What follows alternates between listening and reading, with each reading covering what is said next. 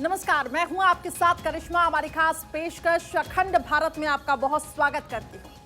सबसे पहले हिंद के बाहुबली की बात हम करेंगे। आज समुंदर का सिकंदर पानी में उतर गया।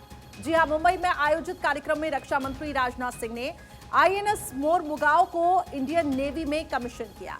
इस विध्वंसक युद्धपोत के समंदर में उतरने से दुश्मन थर थर कांप रहे हैं। इसी से जुड़ी एक रिपोर्ट आपको अब दिखाएंगे।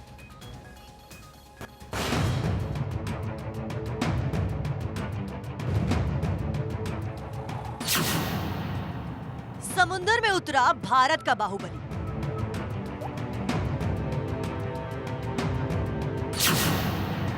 दुश्मन की बना देगा जल समाधि।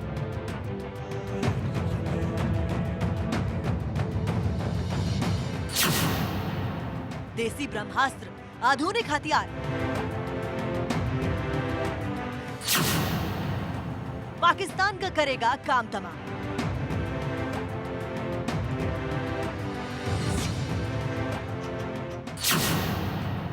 समुंदर का सिकंदर, ड्रैगन का काल।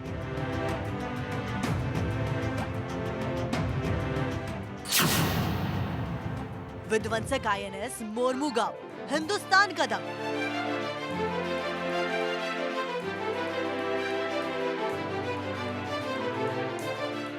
चीन से तनाव के बीच हिंदुस्तान का शेर आईएनएस मोरमुगाओ समंदर में आ गया है।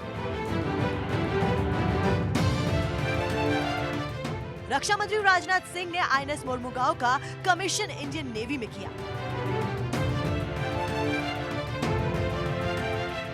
अभी इसे मुंबई में नेवी के डॉकयार्ड में तैनात किया गया है। आईएनएस मोरमुगाओ के कमीशन के दौरान राजनाथ सिंह ने कहा कि आईएनएस मोरमुगाओ के भारतीय बेड़े में शामिल होने से नेवी की ताकत और मजबूत हुई है। उन्होंने कहा कि इस शक्तिशाली युद्धपोत ने स्वदेशी रक्षा उत्पादन क्षमता का बड़ा उदाहरण पेश किया है।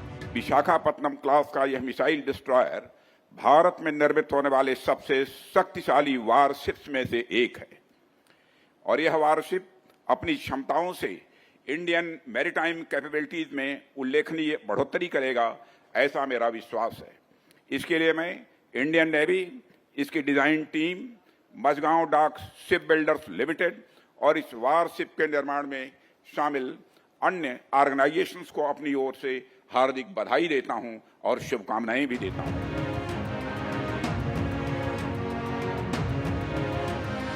रक्षा मंत्री ने भारत के स्वदेशी युद्धपोत की खासियतें गिनाई, जिन्हें सुनकर दुश्मन जरूर थर थर कांपने लगे होंगे, क्योंकि आईएनएस मोरमुगाओ के रहते अब कोई भी दुश्मन हिंद महासागर की तरफ नजर उठाकर नहीं देख सकेगा। साथियों, यह INS Mormugao warship modern technology से युक्त है। Medium range surface to surface air missile, BrahMos surface to surface missiles, air anti submarine indigenous torpedo tube launchers, state of the art sensor package और वेपन्स के साथ यह वारशिप दुनिया की most technologically advanced missile carrier में से एक होगी।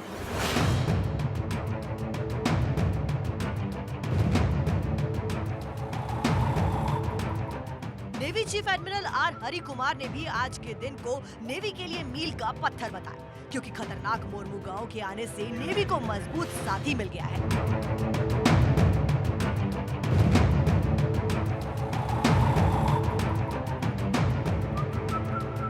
मोरमुगाओ के सहयोगी जहाज विशाखापट्टनम को 1 साल पहले ही भारतीय नौसेना में शामिल किया गया था।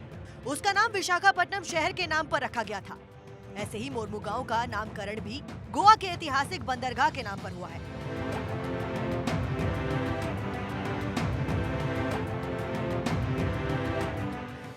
आईएनएस मोरमुगाओ का नाम सुनकर ही चीन और पाकिस्तान थर थर कांपते हैं।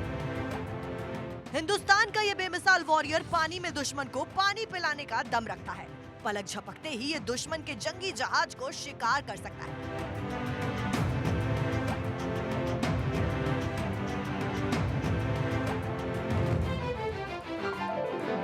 हिंद महासागर क्षेत्र में चीन के बढ़ते दखल के बीच इस युद्धपोत का इंडियन नेवी में शामिल होना महत्वपूर्ण माना जा रहा है।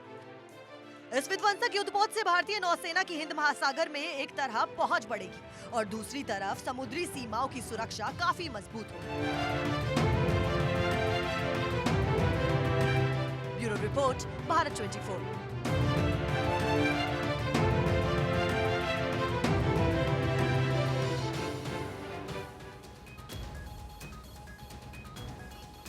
वहीं देखिए, मुंबई की Mazagon dock ship builders private limited ने आईएनएस मोरमुगांव का निर्माण किया है, जिसने पहली बार 19 दिसंबर 2021 में समुद्र में कदम रखा था।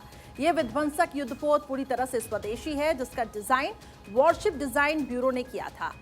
तो इसके बारे में कुछ और खासियत भी आपको हम बताते हैं कि आखिर इसकी खासियत क्या रहने वाली है। आईएनएस मोरमुगांव की अगर मैं बात करूं, इसकी लंबाई देखिए 163 मीटर की है। आपको हम दिखा रहे हैं ग्राफिक्स के जरिए। इसकी जो चौड़ाई है वो 17 मीटर की है। वजन इसका 7400 टन है। इसके साथ साथ आपको बता दें, आप देख पा रहे होंगे 4 शक्तिशाली गैस टरबाइन भी इसमें लगी हुई हैं। 30 समुद्री मील में तेज रफ्तार की ये पकड़ रखता है। इसके साथ साथ 75 स्वदेशी उपकरण हथियार भी इसके पास है। रिमोट सेंसिंग डिवाइस भी इसके पास है और इसके साथ साथ आधुनिक रडार भी है, रॉकेट लॉन्चर भी है। तो ये तमाम इसकी खासियत आप तक हम पहुंचा रहे हैं। तो आईएनएस मोरमुगांव की ये खासियत, जिसमें रॉकेट लॉन्चर भी है और इसके साथ साथ कई ऐसी चीजें हैं जो कि दुश्मन देशों को परस्त कर सकता है। अब आपको बताते हैं आईएनएस मोरमुगांव की आखिर क्या क्या खासियत है, ये हमने आपको बताया। आईएनएस मोरमुगांव की खासियत के अगर मैं बारे में बात करूं तो एंटी सबमरीन वॉरफेयर क्षमता भी है इसमें। सतह से सतह और हवा में 4 करने वाली मिसाइल भी इसमें अटैच है। परमाणु, जैविक और रासायनिक युद्ध लड़ने में भी ये सक्षम है। इसके साथ साथ दुश्मनों के हथियारों की जानकारी देने में भी ये सक्षम है। युद्धपोत पर ASW हेलीकॉप्टर भी इसमें मौजूद है। तो ये तमाम खासियत है युद्धपोत पर ASW हेलीकॉप्टर जो मौजूद है। ऐसे में कहीं ना कहीं दुश्मन देशों के लिए, जिसका हम बार बार जिक्र कर रहे हैं, एक कड़ा संदेश भी है। आईएनएस मोरमुगांव किस वजह से आखिर ये खतरनाक बनता है, क्या वजह है जो उसे ताकतवर बनाती है, इसके बारे में भी आगे हम आपको विस्तार से बताएंगे। आईएनएस मोरमुगांव की ताकत, अब इसके बारे में भी जान लीजिए। 17 किलोमीटर दूर उड़ रहे विमान को ये बना सकता है अपना निशाना। इसके साथ साथ जमीन और समुद्र में 300 किलोमीटर दूर निशाना लगाने में ये सक्षम है। बेहद खराब मौसम में हेलीकॉप्टर को इसके साथ साथ ये लैंड कर सकता है। 127 किलोमीटर गन से ये लेस है। इसके अलावा AK-630 anti missile gun system भी इसमें लगा हुआ है, जिसको कहीं ना कहीं खासियत इसकी साफ तौर से देखने को मिलती है। तो ये आईएनएस मोरमुगांव की खासियत है। 127 किलोमीटर गन भी इसमें शामिल है। इसके साथ साथ AK-630 anti missile gun system भी इसमें लगा हुआ है। आगे बढ़ते हैं, रुक करते हैं अगली खबर का। एम्स दिल्ली के सर्वर पर हमला हुआ है। बड़ी जानकारी मिल रही है, चीन के हैकर्स ने अटैक किया, जिसको लेकर दिल्ली पुलिस की IFSO यूनिट ने इंटरपोल से मदद मांगी है। हैकर से जुड़ी जानकारी के लिए पत्र भी लिखा गया है। चूंकि CBI इंटरपोल की नोडल एजेंसी मानी जाती है, इसलिए ये पत्र उससे लिखा गया है। देखिए, एम्स साइबर हमले का ड्रैगन कनेक्शन, दिल्ली पुलिस ने इंटरपोल से मांगी मदद। अब चीन पर चलेगा इंटरपोल का डंडा। एम्स पर साइबर अटैक की जांच कर रही दिल्ली पुलिस के IFSO यूनिट और दूसरी जांच एजेंसियों को चीन के कनेक्शन के पक्के सबूत मिले हैं। जब ये बात पक्की हो गई कि दिल्ली एम्स के सर्वर को चीन से निशाना बनाया गया था, तब से ही इसको लेकर गहन जांच चल रही है, क्योंकि हैकर्स ने आम लोगों से लेकर VVIP से जुड़े डाटा पर सेंध लगाई है। अब IFSO ने CBI को पत्र लिखकर इंटरपोल के जरिए चीनी हैकर्स की जानकारी मांगी है। साथ ही चीन के हेनान और हांगकांग में उन ईमेल ID और IP एड्रेस के बारे में भी पता करने को कहा है, जिनका इस्तेमाल कर एम्स के सर्वर पर हमला किया गया था। दिल्ली पुलिस ने इसकी जानकारी देते हुए बताया कि CBI इंटरपोल से संपर्क करने के लिए भारत की नोडल एजेंसी है, इसलिए CBI को पत्र लिखा गया है। एम्स के सर्वर अटैक के तार चीन हांगकांग से जुड़े। 23 नवंबर को हुआ था साइबर अटैक। साइबर अटैक से एम्स के सर्वर हो गए थे ठप। 25 नवंबर को IFSO ने किया था केस दर्ज। जबरन वसूली और साइबर आतंकवाद की दर्ज हुई थी FIR। एम्स के सर्वर ठप होने से कई दिनों तक कामकाज प्रभावित रहा। जानकारी के मुताबिक भारत में मेडिकल सेक्टर में ये अब तक का सबसे बड़ा साइबर हमला था, जिससे मरीजों को काफी परेशानी का सामना करना पड़ा। मामले में केंद्र सरकार ने लोकसभा में भी जानकारी दी थी और बताया था कि एम्स के 5 सर्वर पर अटैक हुआ था, जिसके बाद फिरौती मांगने की अफवाह उड़ी थी, लेकिन वो सरासर गलत है। विभाग की राज्य मंत्री भारती पवार ने कहा था कि हैकर्स ने किसी तरह की फिरौती नहीं मांगी थी। हालांकि सर्वर पर एक संदेश पाया गया था जिससे पता चला था कि ये साइबर अटैक। सभी डाटा का बैकअप लेकर नए सर्वर पर डाला गया और करीब 2 हफ्ते बाद अस्पताल की व्यवस्थाएं फिर से बेहाल हो सकी। मेडिकल सेक्टर को निशाना बनाया गया, इसलिए भारत की जांच एजेंसियां हैकर्स को छोड़ना नहीं चाहती हैं। इसलिए अब हैकर्स की जानकारी इकट्ठा की जा रही है। Bureau report, Bharat 24।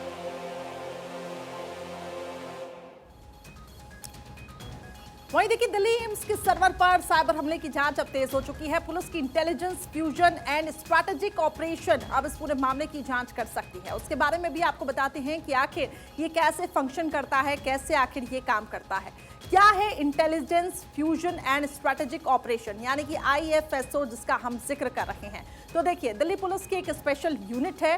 इसके साथ साथ जटिल और संवेदनशील साइबर अपराध केस भी ये देखती है। IFSO की हम बात कर रहे हैं। साइबर फॉरेंसिक सुविधाओं के साथ एडवांस साइबर लैब से भी इसको लेस माना जाता है, जिसमें मोबाइल फोन और हार्ड ड्राइव से डिलीट डाटा को ये रिकवर करती है। इसके साथ साथ पहले इस यूनिट को साइबर प्रिवेंशन अवेयरनेस डिटेक्शन कहा जाता था, लेकिन अब दिल्ली पुलिस कमिश्नर राकेश अस्थाना ने 2021 में नाम बदला। इसका नाम IFSO किया गया है। इसके बारे में भी आगे आप तक हम डिटेल्स पहुंचाएंगे। आपको बताते हैं अब IFSO आखिर किन किन केस का हिस्सा बन चुकी है और उन्हें हल कर चुकी है। इसके बारे में आपको हम जानकारी देंगे, क्योंकि आपको अंदाजा हो जाएगा कि एम्स के सर्वर पर अटैक करने वाले अब बचेंगे नहीं। IFSO आखिर किन मामलों में शामिल हो चुकी है, इसके बारे में आपको जानकारी देते हैं। जलवायु कार्यकर्ता दिशा रवि की टूल किट मामले में IFSO ने काम किया और आखिरकार देखिए गिरफ्तारी हुई। इसके अलावा सुल्ली सौदा ऐप पर बुली बाई वाला केस, इसको भी IFSO ने हल किया है। हाल में कुछ धार्मिक भावनाएं भड़काने पर कई गिरफ्तारियां भी हुई और इसको लेकर भी IFSO ने पुरजोर काम किया। तो ये वो तमाम चीजें हैं और तमाम खासियत है IFSO की। अब इस पूरे मामले में IFSO जांच करेगी। जो दिल्ली एम्स का जो सर्वर है वो हैक हुआ है। आगे बढ़ते हैं। इस वक्त एक बड़ी खबर, दिल्ली पुलिस ने एक शूटर को गिरफ्तार किया है। इस वक्त की बड़ी खबर आपको बता रही है, लॉरेंस बिश्नोई गैंग का शूटर ढिल्लू को गिरफ्तार कर लिया गया है। एक पिस्टल और 5 जिंदा कारतूस बरामद किए गए हैं। अरुण राणा उर्फ ढिल्लू पुलिस की गिरफ्त में है। इस वक्त की बड़ी खबर आपके टेलीविजन स्क्रीन पे। हरियाणा और दिल्ली में आरोपी वंचित था। दिल्ली NCR में जबरन ये वसूली करता था। दिल्ली की स्पेशल सेल ने इसको गिरफ्तार किया। ढिल्लू जेल में बंद है। गिरोह के सदस्य से लगातार उससे भी संपर्क ये करता था। दिल्ली, हरियाणा, पंजाब में बंद गिरोह के सदस्यों के साथ इसका संपर्क था और ऐसे में ये बड़ी कामयाबी दिल्ली पुलिस की मानी जा रही है। एक शूटर को गिरफ्तार किया गया है। दिल्ली NCR में ये जबरन वसूली का काम करता था। दिल्ली की स्पेशल सेल ने इसको गिरफ्तार किया है। ढिल्लू जो जेल में बंद कैदी थे उनसे लगातार संपर्क में रहता था। दिल्ली, हरियाणा, पंजाब में जो गिरोह इस वक्त जेल के अंदर हैं, जो बंदी हैं, उन सदस्यों के साथ इसका संपर्क माना जाता है। लॉरेंस बिश्नोई गैंग का शूटर दिल्ली से गिरफ्तार हुआ। दिल्ली पुलिस को एक बहुत बड़ी कामयाबी हाथ लगी है। तो इस वक्त की बड़ी खबर, लॉरेंस बिश्नोई गैंग का शूटर दिल्ली से गिरफ्तार हुआ है। दिल्ली पुलिस ने एक शूटर को गिरफ्तार किया है जो कि लॉरेंस बिश्नोई गैंग से जुड़ा हुआ है और ये अपडेट मिल रहे हैं कि दिल्ली NCR में ये वसूली का काम करता था। हालांकि इसकी जांच, इसकी तलाश लंबे समय से की जा रही थी। फिलहाल ये फरार बताया जा रहा है। हालांकि अब दिल्ली पुलिस ने इसको धर दबोचा। कन्हैया मेरे सहयोगी अधिक अपडेट्स के साथ फोन लाइन पे जुड़ चुके हैं। कन्हैया, क्या अपडेट्स मिल पा रही हैं इस पूरे मामले में? बड़ी कामयाबी दिल्ली पुलिस को मिली है। बताया जा रहा है ये जबरन वसूली का भी काम करता था। देखिए, आपको बता दें कि दिल्ली पुलिस के लिए ये बहुत बड़ी कामयाबी है, जिसमें अरुण राणा, जिसको ढिल्लू के नाम से जानते हैं, और ये लॉरेंस बिश्नोई काला जट्टी ग्रुप का एक शार्प शूटर है, जिसके ऊपर कई मामले दर्ज हैं। इसके अलावा इसके पास से 30 बोर का एक पिस्टल पकड़ा गया है और जिसमें 5 कारतूस जो जिंदा हैं वो पकड़े गए हैं।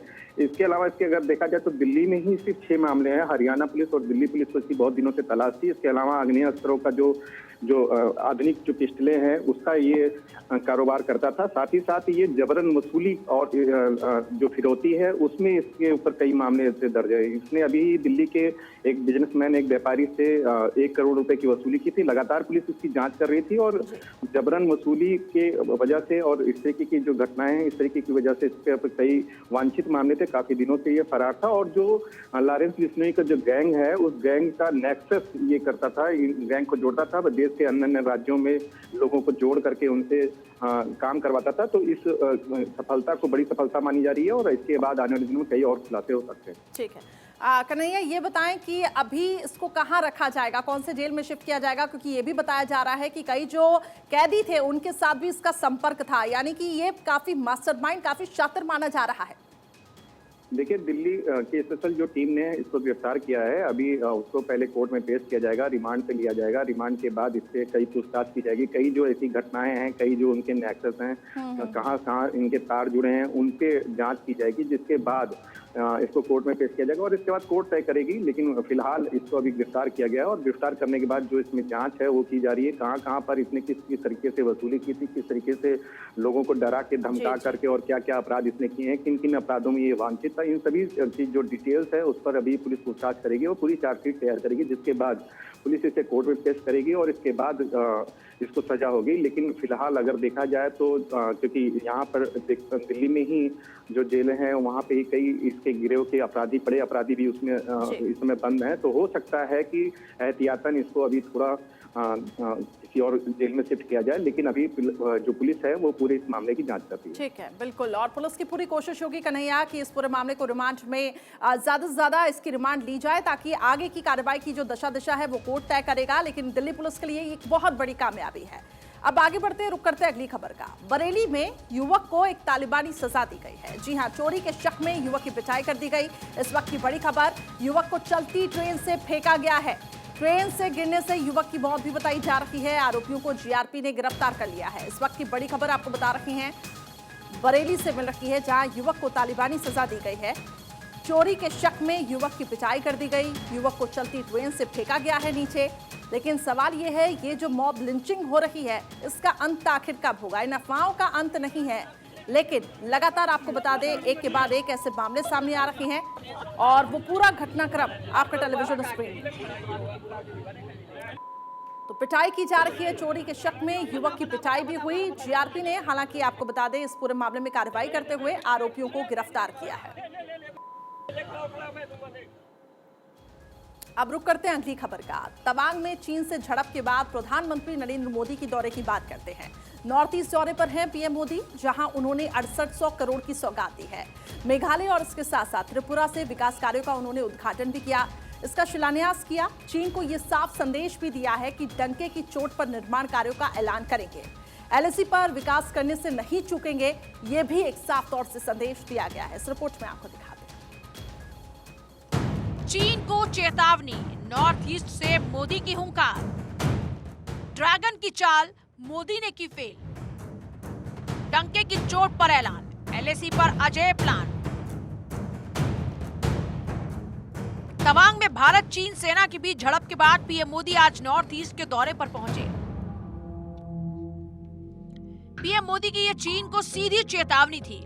जैसे हिंद के जवानों ने चीन के लाल सैनिकों को खदेड़ दिया, वैसे ही पीएम मोदी के इस दौरे ने बड़ा संदेश दिया। चीन नहीं चाहता कि भारत एलएसी पर विकास करे, क्योंकि अगर ऐसा होता तो चीन को आसानी होती कि वो कभी भी भारत की सीमा में मुंह उठाकर पहुंच पाता।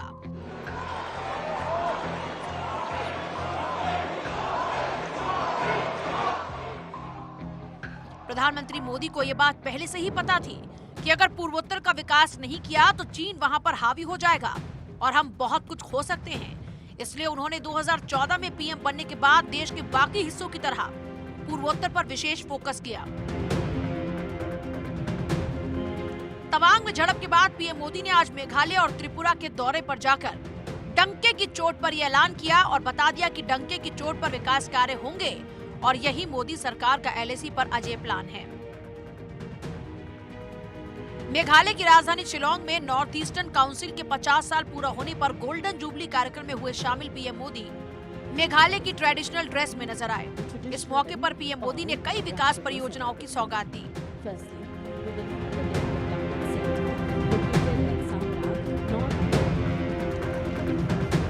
मोबाइल टावर की शुरुआत की, 21 हिंदी लाइब्रेरी की शुरुआत की, आईआईएम शिलांग कैंपस का उद्घाटन किया, 6 सड़क परियोजनाओं की आधारशिला रखी, स्पॉन लेबोरेटरी का उद्घाटन किया। पीएम मोदी ने कहा कि फुटबॉल में अगर कोई खिलाड़ी खेल भावना से नहीं खेलता तो उसे रेड कार्ड दिखाकर बाहर कर दिया जाता है।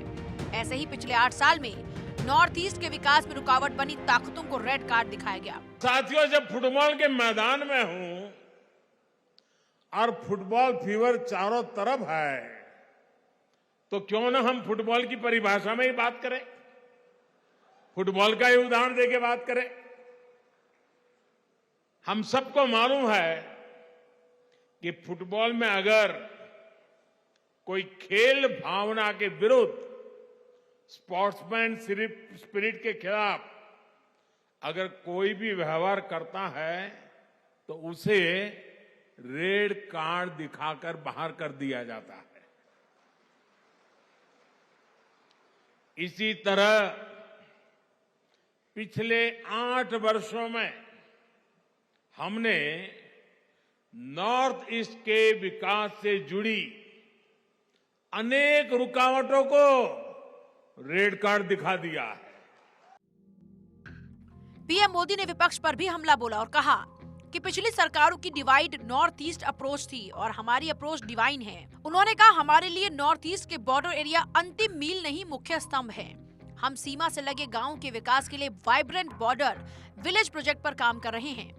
डंके की चोट पर बॉर्डर पर नई सड़कें, नई टनल, नए पुल, नई रेल लाइन, नए एयर स्ट्रिप, जो भी आवश्यक है, एक के बाद एक उसके निर्माण का काम तेज गति से चल रहा है। जो सीमावर्ती गांव कभी वीरान हुआ करते थे, हम उन्हें वाइब्रेंट बनाने में जुटे हैं। पीएम मोदी की ये बात साफ बताती है कि उन्हें पता है कि शातिर चीन क्या क्या कर सकता है, इसलिए वो पहले से ही तैयारी कर रहे हैं। अगर बॉर्डर एरिया सुरक्षित रहेगा तो देश तो अपने आप ही सुरक्षित रहेगा। पीएम मोदी के नेतृत्व में सेना का भी मनोबल पूरी तरह ऊंचा है, जिसका नतीजा है कि एलएसी पर जब भी ड्रैगन अपना फन उठाता है, उसे हमारे जवान कुचल देते हैं और इसका ताजा उदाहरण तवांग है। मेघालय के बाद प्रधानमंत्री मोदी त्रिपुरा पहुंचे। वहां की राजधानी अगरतला में रोड शो करते हुए स्वामी विवेकानंद मैदान पहुंचे, जहां करीब 4,350 करोड़ से ज्यादा की परियोजनाओं का उद्घाटन किया। गृह प्रवेश योजना लॉन्च की, 2 लाख गरीब परिवारों को घर मिला, त्रिपुरा को पहला डेंटल कॉलेज मिला, 32 सड़कों की आधारशिला रखी, होटल मैनेजमेंट इंस्टीट्यूट की शुरुआत की। यहाँ से पीएम मोदी ने संदेश दिया कि पूर्वोत्तर को पहले की तरह पिछड़ा नहीं छोड़ेंगे, बल्कि इसे विकास के पथ पर सबसे आगे लेकर चलेंगे। प्रधानमंत्री मोदी ने आज ही करीब 6,800 करोड़ रुपए की सौगात दी। पीएम मोदी के साथ गृह मंत्री अमित शाह भी पूर्वोत्तर के दौरे पर रहे। शिलांग में पूर्वोत्तर के सभी 7 राज्यों के मुख्यमंत्रियों के साथ पूर्वोत्तर परिषद की स्वर्ण जयंती समारोह में शामिल हुए। डोनर मंत्रालय तो था ही नहीं, अटल जी ने बनाया। नॉर्थ ईस्ट काउंसिल के सीमित बजट तक रुका हुआ था। प्रधानमंत्री जी ने इंफ्रास्ट्रक्चर के बड़े बड़े प्रोजेक्ट्स को भारत सरकार के स्तर पर लेकर उत्तर पूर्व के नॉर्थ ईस्ट के इंफ्रास्ट्रक्चर को एक नया शेप देने का, एक नया आयाम देने का काम किया है। एनईसी की बैठक में पीएम मोदी ने हो रहे विकास कार्यों की सराहना की और क्षेत्र के विकास का रोड मैप भी तैयार किया। अमित शाह ने पूर्वोत्तर के लिए पीएम मोदी के प्रेम को बताते हुए कहा कि पीएम बनने के बाद वो 50 से ज्यादा बार पूर्वोत्तर का दौरा कर चुके हैं और अब हर 15 दिन में एक मंत्री नॉर्थ ईस्ट का दौरा करता है और पीएम के मार्गदर्शन में हो रहे विकास कार्यों का जायजा लेता है। सीमावर्ती राज्यों में पिछले 8 सालों से जितनी तेजी से विकास कार्य हुए हैं, उसे देखकर चीन भी चकरा गया। विकास की रफ्तार चीन की विस्तारवादी सोच पर प्रहार है, इसलिए वो बौखलाया है। पीएम मोदी चीन की हर चाल को नाकाम कर रहे हैं और ये बात कह रहे हैं कि डंके की चोट पर निर्माण करेंगे। इसका ऐलान पूर्वोत्तर से ही करेंगे। Bureau report, Bharat 24।